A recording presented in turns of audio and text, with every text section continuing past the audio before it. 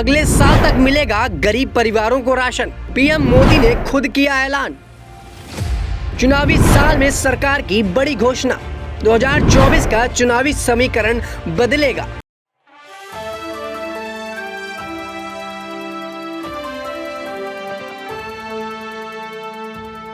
नमस्कार, आप देख रहे हैं नेक्स्ट 9 न्यूज पॉलिटिकल बाइट। मैं हूं आपके साथ आकाश त्रिवेदी।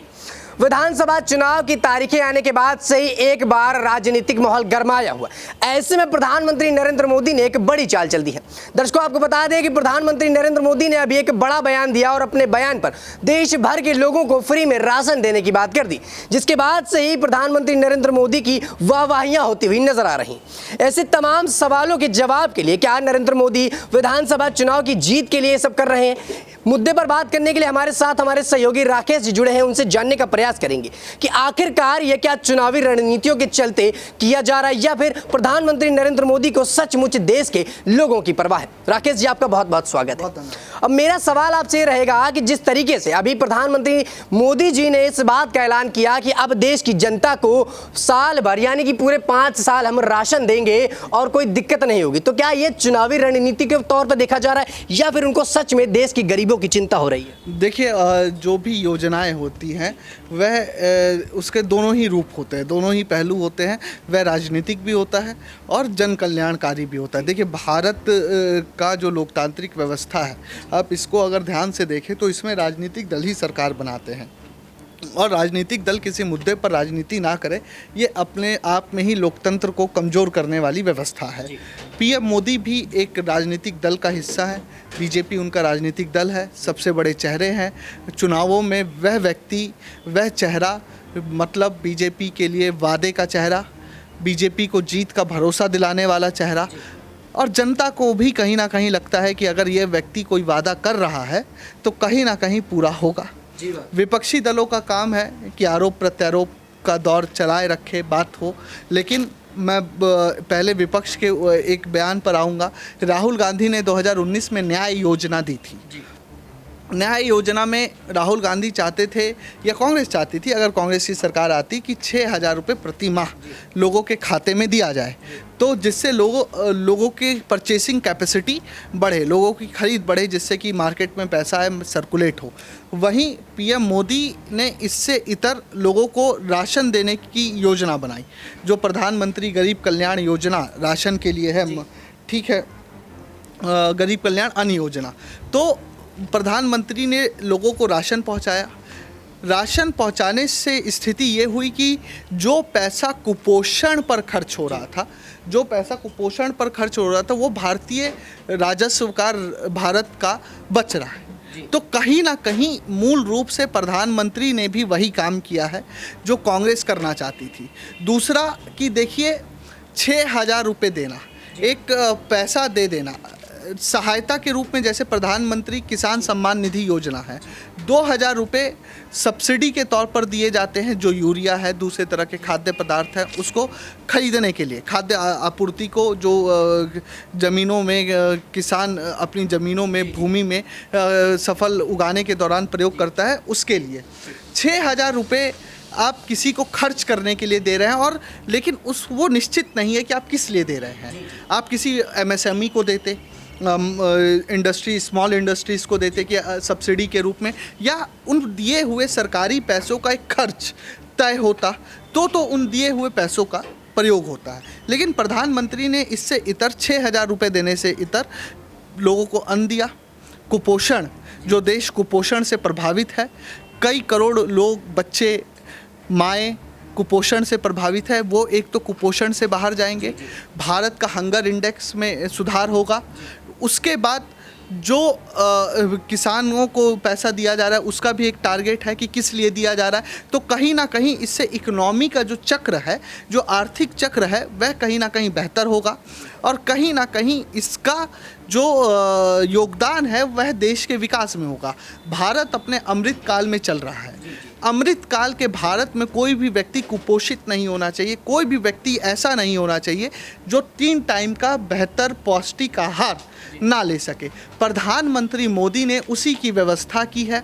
देखिए, सत्ता में वह रहे ना रहे, लेकिन जो योजना शुरू हो गई, जैसे MG नरेगा की कांग्रेस के दौर में शुरू हुई, एक बेहतर कार्य कांग्रेस ने के शासन में UPA के शासनकाल में एक कार्य जिससे गरीबों के हाथों तक पैसा पहुंचा। लेकिन मैं क्या कह रहा हूँ, पैसा किस लिए पहुंचाया जा रहा है वह जरूरी है। आप सरकारी खजाना सिर्फ खर्च करने के लिए नहीं दे सकते, उसको अलग अलग मदों में एक टारगेटिंग, एक लक्ष्य निर्धारित करके आप जनता तक पहुंचाए, जिससे जनता उस पैसे का, उस धन का लक्ष्य निर्धारण के हिसाब से प्रयोग करे, जिसके लिए MG नरेगा एक बेहतर पहल थी, जो गांव सुदूर क्षेत्रों में लोगों को रोजगार देने में जिसने एक अहम भूमिका निभाई। कोरोना काल में भी बेहतर काम किया। उसी रूप में प्रधानमंत्री की ये गरीब अन्न योजना है। तो ये मैं कहीं ना कहीं इस पहल को देश को कुपोषण से बाहर निकालने के संदर्भ में एक बेहतर चुनावी रणनीति तो नहीं कहूँगा, लेकिन बेहतर एक फैसला कहूँगा PM मोदी का। भले ही इसका ऐलान छत्तीसगढ़ के दुर्ग में चुनावी रैली के दौरान हुआ है, लेकिन इसका भारत को आर्थिक मोर्चे पर भी और कुपोषण के मोर्चे पर भी बहुत योगदान मिलने वाला है, और कई परिवारों को 3 टाइम का अमृतकाल के समय में भोजन उपलब्ध हो पाएगा। जी वाकई में देखिए, हमारे सहयोगी राकेश जी ने बताया कि इस पूरे मुद्दे से आखिर फायदा क्या होगा। वो लोग जो 3 टाइम का खाना नहीं खा पाते, उनके लिए 3 टाइम का खाना उपलब्ध हो पाएगा। वो लोग जो शायद सुबह खा लें तो रात में खाना ना खाए, उनके लिए खाना उपलब्ध होगा।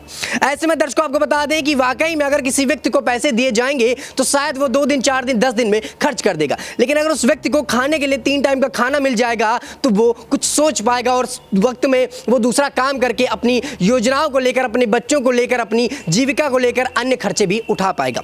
ऐसे में एक सवाल राकेश जी मेरा और आपसे रहेगा, क्या इस योजना से प्रधानमंत्री नरेंद्र मोदी चुनावी रणनीतियों पर फायदा किस प्रकार से उठा पाएंगे, या चुनाव में इनको कोई फायदा होगा? देखिए, इस बात से कि गरीब अन्न योजना, देखिए भारत के अंदर एक स्थिति है। भारत के अंदर आप एक सामाजिक स्थिति लीजिए, व्यवहारिक स्थिति लीजिए। जब आप कहीं निकल रहे होते हैं, या कहीं पे आप भंडारा कराते हैं, या कहीं पर आप देखते हैं किसी को खाना खिलाते हैं, जिसको खाने की आवश्यकता है आप उसको खाना खिलाते हैं, तो कहीं ना कहीं उसका एक भावुक जुड़ाव आपके साथ होता है। भारत भावुकता का देश है, भारत संबंधों का देश है, भारत योजनाओं का देश नहीं है, भारत साथ लेकर चलकर बनने वाली योजनाओं का देश है। तो जो भारत है, भारत में इस तरह की योजनाएं कहीं ना कहीं राजनीतिक दलों को फायदा देती हैं। भले ही इंदिरा आवास योजना देखिए, इंदिरा आवास योजना में आपने व्यक्ति को छत दी, वह जीवन भर अपने जीवन के पूरे कालखंड में आपका आभारी रहेगा। उसी रूप में अगर आप 80 करोड़ लोगों को अन्न प्रदान कर रहे हैं, तो वह व्यक्ति भी अपने पूरे जीवन कालखंड में आपका आभारी रहेगा। और भारत जो एक जन कल्याणकारी राज्य है, देश है, सोशल वेलफेयर स्टेट है, वहाँ पर ये सरकार की नैतिक जिम्मेदारी भी बनती है कि वह अपने राज्य, अपने देश के लोगों को तमाम तरह की सुविधाएं दे, क्योंकि सोशल वेलफेयर स्टेट का ये सबसे प्राइमरी ऑब्जेक्टिव होता है कि उसके देश का हर व्यक्ति मूलभूत सुविधाओं से अछूता ना रहे। तो मूलभूत सुविधाओं को पूरा करने में ये एक PM मोदी की अहम पहल है।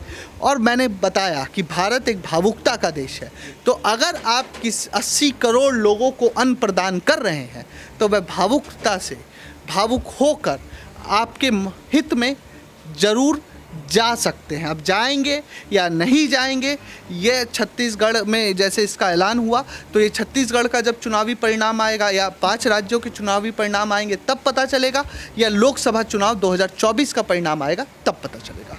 ठीक है, मैं राकेश जी की बात से जो है सहमति जताऊंगा, लेकिन राकेश जी लगातार सवाल एक उठता है कि जैसे ही चुनावी साल आता है, जैसे ही चुनाव की घोषणा होती है, वैसे ही ये योजनाएं अचानक से आ जाती हैं, चाहे वो कांग्रेस पार्टी हो, चाहे वो भारतीय जनता पार्टी हो, और चाहे वो आम आदमी पार्टी हो, या देश की कोई अन्य पार्टी हो। जब चुनाव नज़दीक होते हैं तो उनको योजनाएं आती हैं, और ऐसी योजनाओं का उत्पन्न होता है जो इसके लिए जनता उनको वोट देने के लिए मजबूर हो जाए। तो क्या ये जो चुनावी रणनीति के प्रकार से मैं देख रहा हूँ इसको, होगी जिस प्रकार से चुनाव सामने आए तब प्रधानमंत्री नरेंद्र मोदी ने निकाल दिया, या फिर उनके दिमाग में योजनाएं पहले से चल रही थी? देखिए आकाश, मैंने आपको शुरू में ही बताया कि हमारे देश की लोकतांत्रिक व्यवस्था या किसी भी देश में जहाँ पे लोकतंत्र है वहाँ पर लोकतांत्रिक संरचना ऐसी होती है कि एक राजनीतिक दल चुनाव लड़ता है और राजनीतिक दल के राजनीतिक हित भी होते हैं। तो सत्ता में कैसे आएंगे? सत्ता में तभी आएंगे जब योजनाएं चुनावों के समय पे लागू होगी, क्योंकि हम भारतीय हैं। भारतीयों के लिए कहा जाता है कि उनकी याददाश्त भी बड़ी कमज़ोर होती है, खासकर चुनावी राज्यों में। आप साल भर, मैं कई उदाहरण ऐसे दे सकता हूं कि जिन नेताओं ने बेहतर काम किए, अटल बिहारी वाजपेयी, शाइनिंग इंडिया का नारा, शाइनिंग इंडिया बनाने की उनकी सोच, पूरे देश को क्वाड्रिलेटरल चतुर्भुज परियोजना से जोड़ना। लेकिन चुनावों के समय में 2004 में क्या हुआ? गरीबी हटाओ का नारा देकर कांग्रेस सत्ता में आ गई।